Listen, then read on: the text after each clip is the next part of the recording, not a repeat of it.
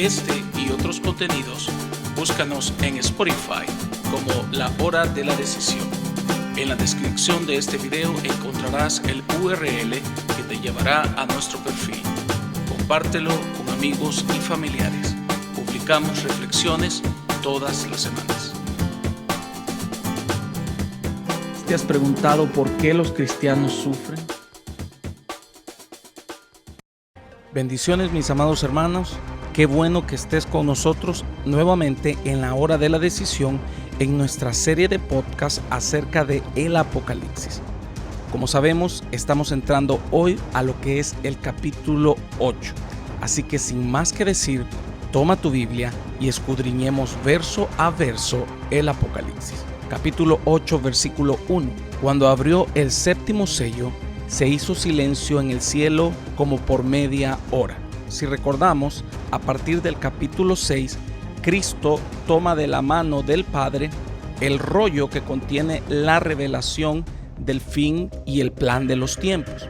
El Cordero empieza a abrir uno a uno cada uno de los sellos que tiene este rollo que están protegiendo para que el rollo no sea abierto solamente por aquel que es digno de abrir y desatar sus sellos y su contenido. Uno a uno empieza a romper los 7 sellos. Cuando nosotros llegamos al sexto sello, hay una disrupción en el mundo y en todo el universo. Se da un mega terremoto que es precedido por un mega maremoto que sepulta literalmente a muchas islas y muchas personas mueren. Las personas se desesperan, la luna se convierte en sangre, empiezan a caer meteoritos por todos lados y el cielo empieza a desvanecerse como si se tratase de un pergamino. Las personas corren despavoridas, algunos a búnkers, otros a los montes y quieren esconderse de la ira de Dios. Algo jamás visto en la tierra se mirará en el sexto sello. Y llegamos acá al versículo 1 del capítulo 8, donde se abre el séptimo sello. Pero cuando el séptimo sello es abierto, dice que hubo un silencio como por media hora en el reino de los cielos. Es porque todos, es decir, la iglesia, estaremos viendo horrorizados desde los cielos todo el caos y la catástrofe y la disrupción que estará aconteciendo en la tierra. Será algo totalmente impactante. Y Juan relata que se hizo silencio en el cielo como por media hora. Si recordamos, desde el capítulo 4, cuando Juan empieza a describirnos la revelación del reino de los cielos, hasta el capítulo 6 y 7, vemos que hay una adoración continua. Juan puede ver a la multitud de redimidos de la iglesia cantándole al Señor: eres digno de abrir y desatar los 7 sellos porque fuiste inmolado y con tu sangre nos has redimido para Dios de todo linaje, etc. Juan contempla el canto de los 24 ancianos que están diciéndole al Señor que Él es digno. Juan contempla el canto de los serafines, de los querubines que le cantan: santo, santo, santo, Dios todopoderoso, el que era, el que es y el que ha de venir. El canto de los 24 ancianos y de la iglesia que dice al que está sentado sobre el trono y al Cordero sea la gloria, la honra, la alabanza y el poder por los siglos de los siglos. Es decir, que hay todo un ambiente de alabanza a Dios. Pero cuando empieza a suceder el juicio en la tierra, se hace un silencio como por media hora. Y sabes, esta es una de las pocas referencias bíblicas en que podemos ver un silencio en el cielo. Porque en el cielo día y noche, bueno, de hecho allá no existe el día y la noche, pero todo el tiempo hay alabanza y glorias y honras a Dios. Y tenemos 2 referencias bíblicas más acerca del guardar silencio delante de Dios, y estas 2 referencias también nos revelan un porqué adicional de ese silencio en el cielo. Habacuc 2:20 dice: mas Jehová está en su santo templo, calle delante de él toda la tierra. En el versículo 3 encontramos que delante del trono de Dios está el altar de oro, y esto estaba simbolizado en el templo del pueblo de Israel. El altar de oro estaba en el lugar santísimo, justo enfrente del velo que dividía al lugar santísimo del lugar santo, en donde descendía la gloria de Dios. Esto nada más era un simbolismo acerca del trono de Dios que está establecido en los cielos, y frente a su trono ese altar del incienso de oro. Cuando lleguemos ahí veremos cuál es su simbolismo. Pero entonces estamos viendo que la presencia de Dios es su gloria misma y es su templo mismo. Entonces, al estar frente a la gloria de Dios y al templo de Dios, tendremos que callar, pues Jehová está en su santo templo. Hay otra referencia también que nos puede agregar un detalle más acerca de este silencio, y esta la encontramos en Zacarías 2:13, que dice: calle toda carne delante del Señor, porque Él se ha levantado de su santa morada. Cuando dice que Él se ha levantado, está hablando acerca de que Dios está tomando acciones. Él se ha levantado como un Dios vengador, como el Dios de guerra, como el Dios de juicios, y Él se ha levantado para juzgar. La multitud de redimidos, los santos del Antiguo Testamento, los ángeles, los serafines, los querubines, los 24 ancianos, todos a una estaremos viendo al Señor en su santo templo, en su santa gloria, y también le estaremos viendo levantarse para juzgar y para hacer juicio y para traer venganza sobre los pecadores de la tierra. Esto concordaría con Zacarías 2:13, versículo 2. Y vi a los 7 ángeles que estaban en pie ante Dios, y se les dieron 7 trompetas. Las trompetas eran sumamente utilizadas en el pueblo de Israel.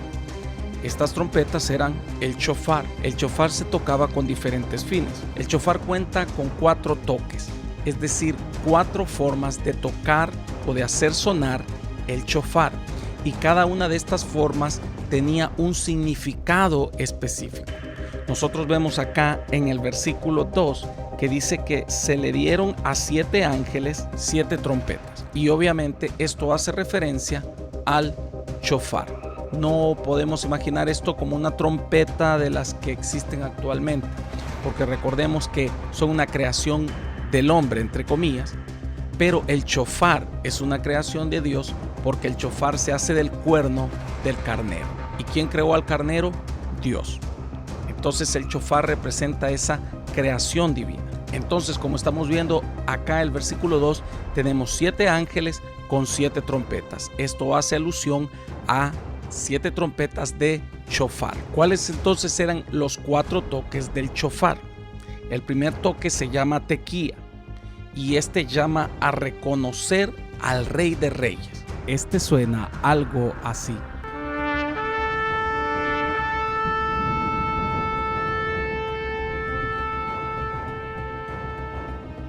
Por supuesto, Él es Jesucristo. El segundo toque del shofar se llama shivarim. Este cuenta con 3 notas cortas. Este insta al pueblo a clamar misericordia y a doblegarse ante Dios. El tercer toque se llama terúa. Este está compuesto por 9 notas pequeñas. Es un sonido de alarma, es un sonido que despertaría a cualquiera de una manera repentina.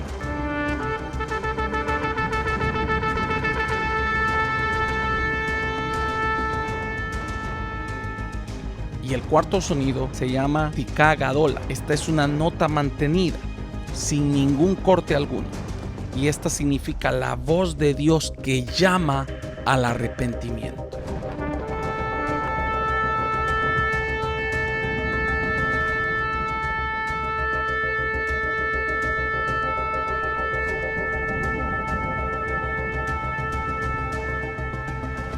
Entonces vemos cómo en cada uno de los sonidos que se ejecutarán en las 7 trompetas están revelando no solo un juicio, sino también un llamado para la humanidad. Pero como veremos más adelante, lamentablemente la humanidad hace oídos sordos a esto y no oye el llamado de Dios.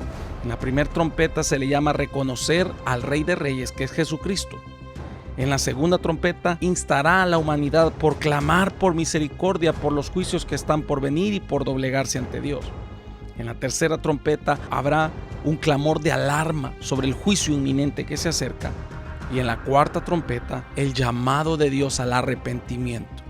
Pero lamentablemente, el hombre no ha escuchado ni escuchará la voz de Dios. Recordemos que para este momento Dios ya ha mandado a 144,000 hombres israelitas sellados para que prediquen el evangelio eterno, y un gran número de almas fueron salvas y están descritos en Apocalipsis 7:9, y esos ya estarán en el reino de los cielos. Pero después de estos 144,000 sellados, te puedo decir que la salvación será algo muy precario, algo muy escaso en lo restante de la gran tribulación. Habrán algunas naciones que podrán entrar al milenio, pero bajo ciertos parámetros, pero eso lo miraremos más adelante.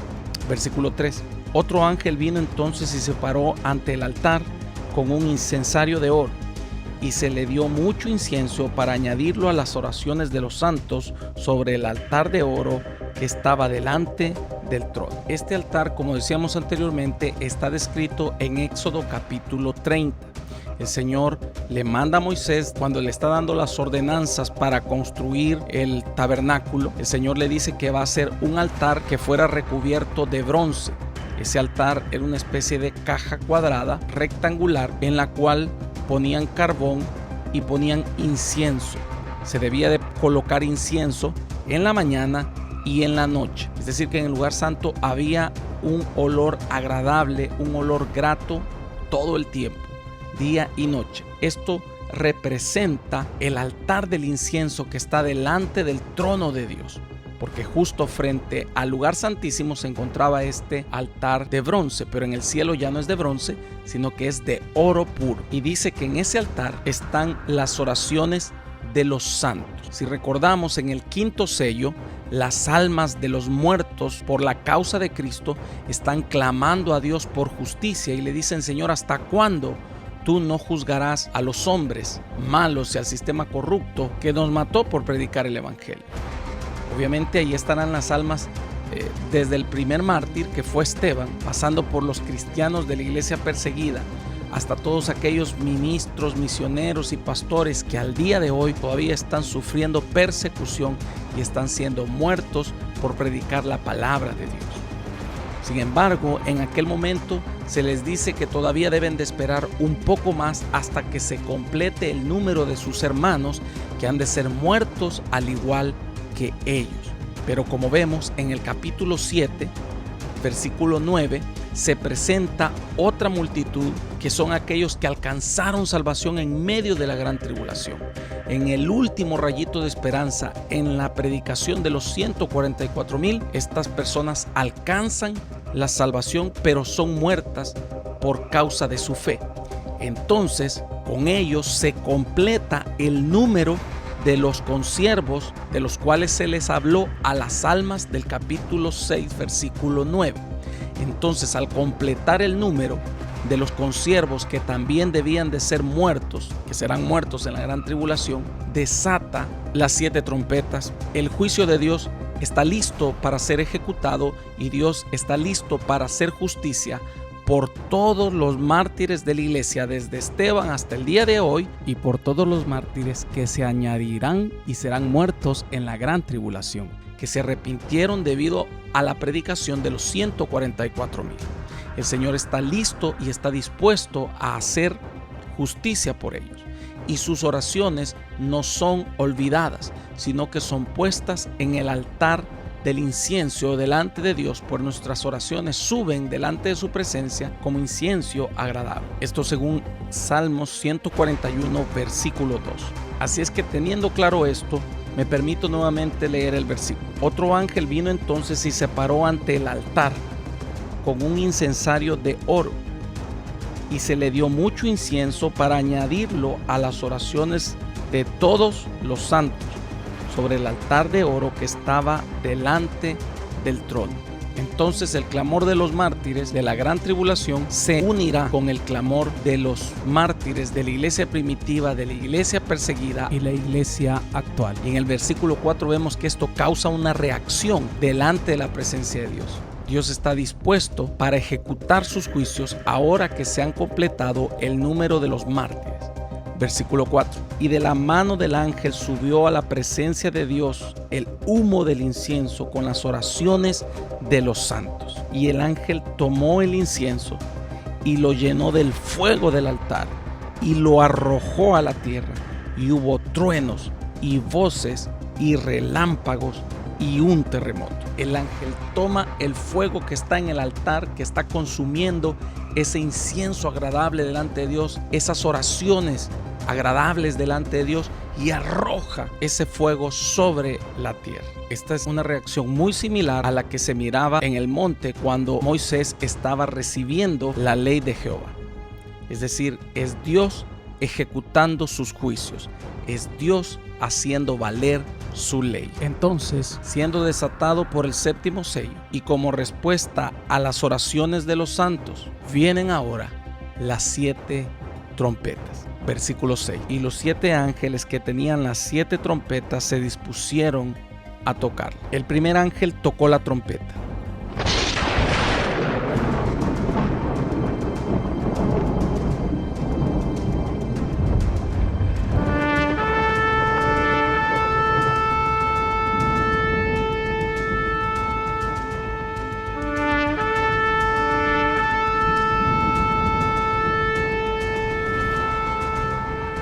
Y hubo granizo y fuego mezclado con sangre, que fueron lanzados sobre la tierra, y la tercera parte de los árboles se quemó, y se quemó toda la hierba verde.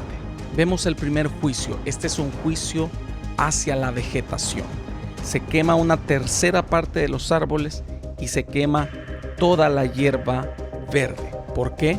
Porque el Señor le dio al hombre la vegetación, los árboles, la flora, la fauna, pero el hombre no la pudo administrar. Por eso hoy Dios se la quita. Y nótese algo, se quemó la tercera parte de los árboles del globo terráqueo. Estaremos viendo en este y en otros juicios cómo se está repitiendo subsecuentemente esta palabra de la tercera parte. ¿Por qué? Porque la tercera parte en la Biblia es una simbología acerca de un juicio parcial. Entonces nos habla de un juicio parcial, no es un juicio total. Hasta acá no se habrán quemado todos los árboles. Pero quiero decirte que para el final de la tribulación, para el final de la gran tribulación, sí se quemará toda la vegetación, no quedará nada. Pero para este momento, la tercera parte de los árboles. Algunas referencias acerca del juicio parcial, del cual habla la tercera parte, la encontramos en Ezequiel 5:12, Zacarías 13:8, Ezequiel 5:2 y Apocalipsis 12:4, que nos habla acerca de cómo Satanás arrastró junto con su mentira a la tercera parte de los ángeles. Vemos otra vez un juicio parcial, porque no fueron todos los ángeles. El hombre no puede vivir sin la vegetación. Dependemos al 100% de lo que la tierra produce. Nuestras frutas y aún los animales que utilizamos para carne comen también pasto. Entonces la cadena alimenticia humana depende intrínsecamente de la flora y de la fauna y de la naturaleza. Y las entidades internacionales están sumamente preocupadas por la deforestación y el cambio climático, pues saben que el mundo y el ser humano no puede vivir sin flora y fauna. El Programa de Medio Ambiente de las Naciones Unidas realizó una convención sobre la biodiversidad del 7 al 19 de diciembre del 2022 en Montreal, Canadá. En dicha conferencia, los países se comprometieron a preservar, restaurar y proteger la fauna y la flora. Pero el acuerdo más importante es que la tercera parte del mundo debe de ser un área natural protegida, incluyendo zonas terrestres, marinas y costeras. Pues según los biólogos y los científicos, el mundo necesita al menos la tercera parte del mundo como zona verde para que esto sea un pulmón del mundo. Porque si el mundo no tiene aunque sea una tercera parte de fauna y flora, entraría en un colapso total. Y es lo que estamos viendo exactamente en Apocalipsis. En el primer sello se destruye esa tercera parte que los científicos saben que es vital, necesaria e indispensable para que el mundo no colapse. Y esto también demuestra que no hay ningún plan del hombre que pueda contra el juicio de Dios. Ellos planean preservar exactamente la tercera parte, pero exactamente la Biblia dice que eso es lo que será destruido primero, en la primera trompeta. Versículo 8. El segundo ángel tocó la trompeta.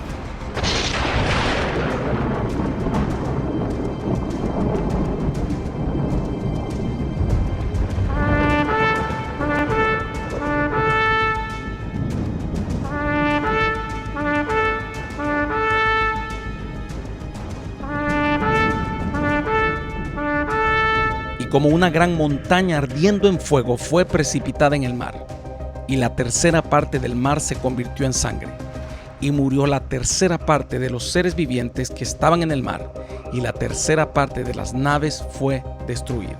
El segundo juicio es contra los océanos. Es la segunda parte vital de la tierra, pues recordemos que el 70% de la superficie de la tierra está constituida por los océanos, y según los científicos, entre un 50 y 80% de la vida en la Tierra se encuentra en los océanos. O sea que hay más vida en los océanos, con los peces y toda la vida marítima, que lo que hay de vida en la tierra seca. Y en la segunda trompeta se contamina la tercera parte de los mares, y a consecuencia de esto son muertos la tercera parte de los seres vivientes de los mares. Esto ya nos habla de millones de peces, pulpos, mantarrayas, etcétera. Millones muertos flotando en las aguas fétidas de los océanos. Una tercera parte. Pero ¿cuánto es una tercera parte?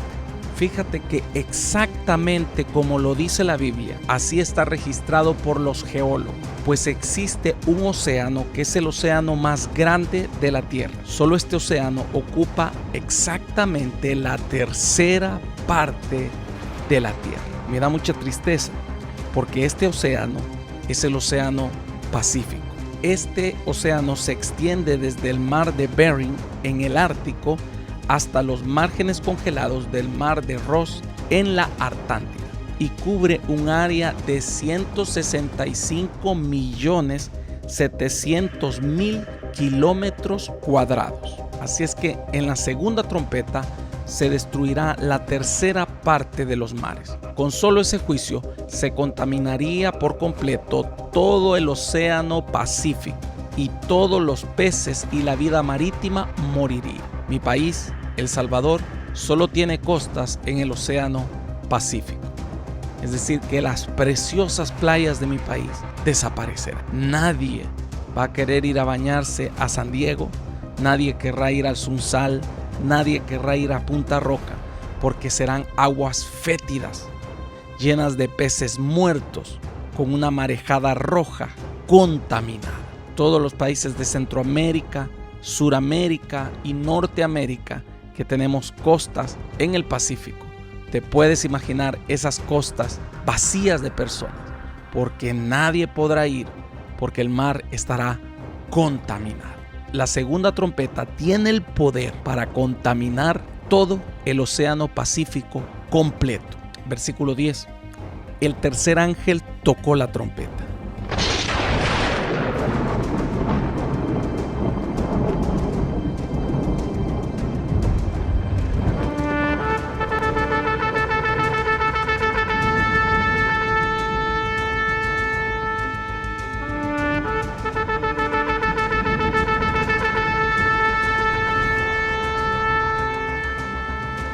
Y cayó del cielo una gran estrella, ardiendo como una antorcha, y cayó sobre la tercera parte de los ríos y sobre las fuentes de las aguas. Y el nombre de la estrella es Ajenjo, y la tercera parte de las aguas se convirtió en ajenjo, y muchos hombres murieron a causa de esas aguas, porque se hicieron amargas. El ajenjo es una planta amarga. Esto representa la amargura de lo que producirá el juicio de Dios. No solo se quema la tercera parte de los árboles y de la vegetación, se contamina la tercera parte de los mares y se mueren la tercera parte de los seres vivos en los mares. Y por si no fuera poco esto, también se contamina la tercera parte de los ríos y manantiales de donde podemos extraer agua dulce para tomar. Es decir, el ecosistema tendrá un colapso alarmante. La producción alimenticia colapsará por completo. ¿Cómo comprará alguien carne en el supermercado si no hay vacas? Porque las vacas se están muriendo porque no hay pasto para que coman. Una persona dice, bueno, no hay carne, entonces voy a comprar vegetales, frutas. Pero ¿cómo si también la tercera parte de la vegetación ha sido destruida? Entonces alguien dirá, bueno, entonces comeré mariscos, voy a comer pescado, voy a comer camarones. Pero ¿cómo si la tercera parte de los mares se ha contaminado y han muerto la tercera parte de los peces? Al menos puedo tomar agua, pero ¿cómo si la tercera parte de los ríos y de los manantiales estarán contaminados también? Es ahí donde el alimento realmente empezará a escasear en el mundo, como jamás en la historia de la humanidad se ha visto. Versículo 2, el cuarto ángel tocó la trompeta.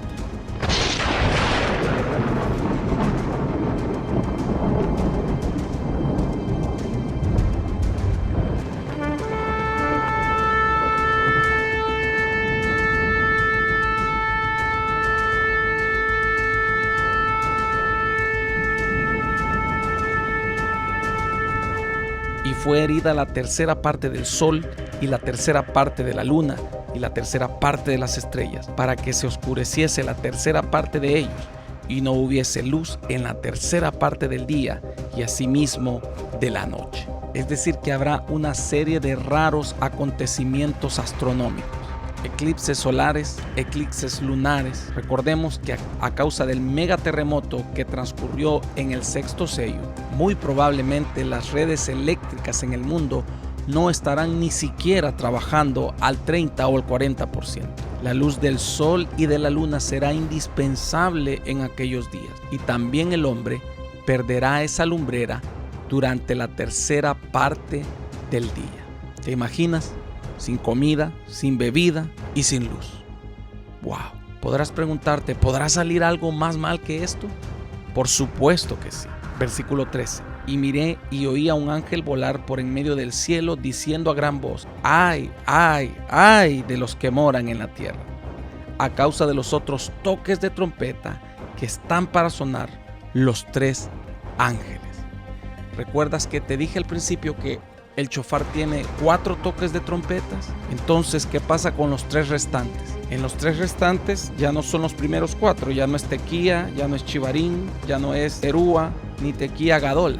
Los otros 3 toques de las trompetas se les describe como 3 ayes. Y la palabra ay es una palabra de lamento extremo, porque estos juicios que hemos visto hasta este momento no son nada en comparación de las últimas 3 trompetas.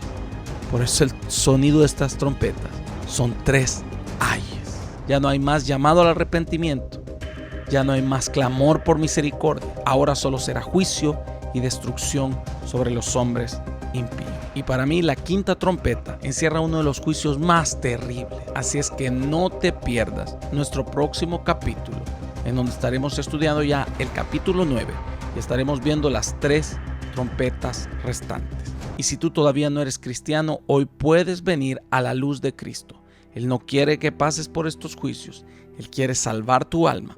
La palabra de Dios dice que ninguna condenación hay para los que están en Cristo Jesús, los que viven conforme al Espíritu de Dios.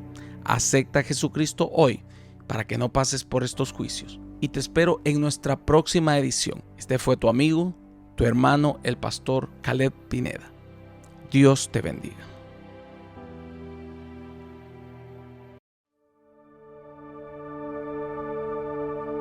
Esta es la hora de la decisión, la más importante de tu vida, tu decisión por Jesús.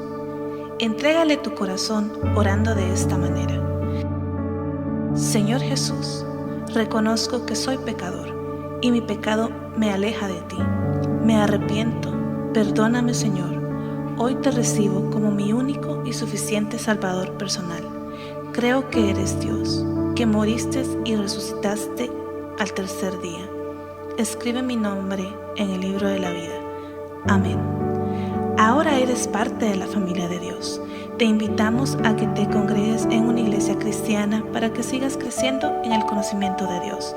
Y te esperamos en nuestra próxima edición de La Hora de la Decisión.